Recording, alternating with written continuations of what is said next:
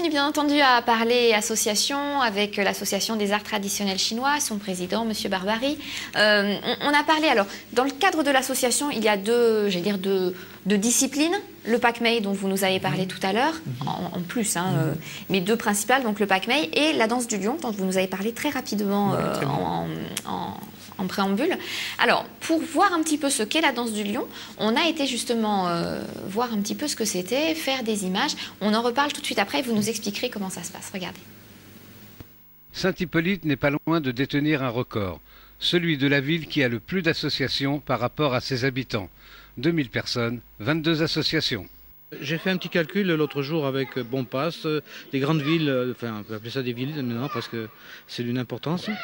On est quand même, on a beaucoup d'associations et beaucoup de gens, même de l'extérieur de Saint-Hippolyte, qui viennent parce qu'ils se plaisent à Saint-Hippolyte.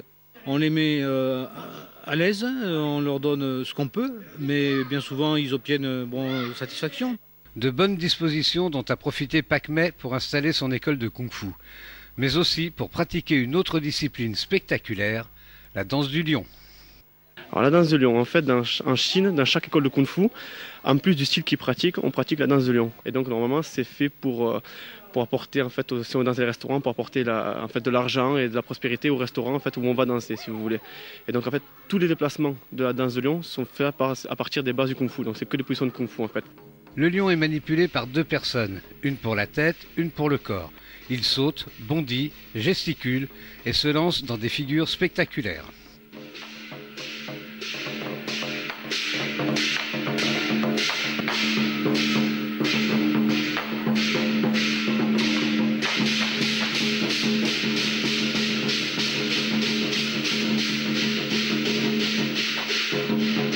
Alors on fait des représentations, donc on en a fait principalement pour des associations, donc on a fait les foulards verts, donc c'est une association pour les handicapés. Et là, on essaie maintenant de faire le Nouvel An chinois, donc cette année on a pu faire le Nouvel An chinois qui était en février. On a démarché des restaurants, on a pu danser dans des restaurants et faire des vrais Nouvel An chinois traditionnels, donc avec la danse de lion et un peu de démonstration de kung-fu. Si les grands manipulent les lions, les petits ne sont pas oubliés. C'est eux qui s'occupent des lionceaux. Malicieux et gourmands, ils s'approchent des spectateurs et tentent de chaparder quelques friandises. Alors, juste à noter en effet que les images, on les avait faites en fin de saison dernière, donc c'est des images de Saint-Hippolyte en effet. Voilà, donc on va le préciser. Maintenant que vous avez déménagé. Voilà. Alors, la danse du lion, on a vu, alors c'est vrai que c'est ce que vous disiez tout à l'heure, on a plus tendance à penser que c'est un dragon qu'un lion. Oui, mais en fait, en Chine, le lion est un animal mythique en fait. Hein. C'est pas réellement un lion, c'est pas réellement un dragon. Parce qu'en Chine, on fait la distinction en fait entre le lion et le dragon. Parce que le dragon, il y a aussi la danse de dragon, mais le dragon se retrouve à entre 11 et 18 dessous. Donc c'est des perches, c'est vraiment l'idée que vous avez d'un dragon avec... voilà. La signification de la danse du lion? Donc la signification, à ce qu'on dit, il y aurait 150 ans à peu près dans la ville de Foshan, donc d'où vient le style de Kung Fu. Seraient rentrés des animaux inconnus, je veux dire, à la région. Donc, ils les ont appelés lions parce qu'ils ne savaient pas vraiment ce que c'était. Ils seraient rentrés dans le village chercher de la nourriture. Et les enfants, donc, lorsqu'ils ont vu les lions, bien sûr, ont été apeurés, je vais dire, sont partis chercher leurs parents. Et les parents, pour chasser les lions, sont venus avec cymbales, tambours, enfin, tout ce qui pouvait faire du bruit pour essayer de chasser le lion. Et ils ont réussi à sauver le village comme ça. Donc depuis on estime que c'est de bon augure de faire venir les lions. Donc lorsqu'on ouvre un commerce, un restaurant chinois, on fait venir le lion. Donc le lion doit manger la salade, parce que comme dans l'histoire, au départ, il rentre dans le village pour venir se nourrir.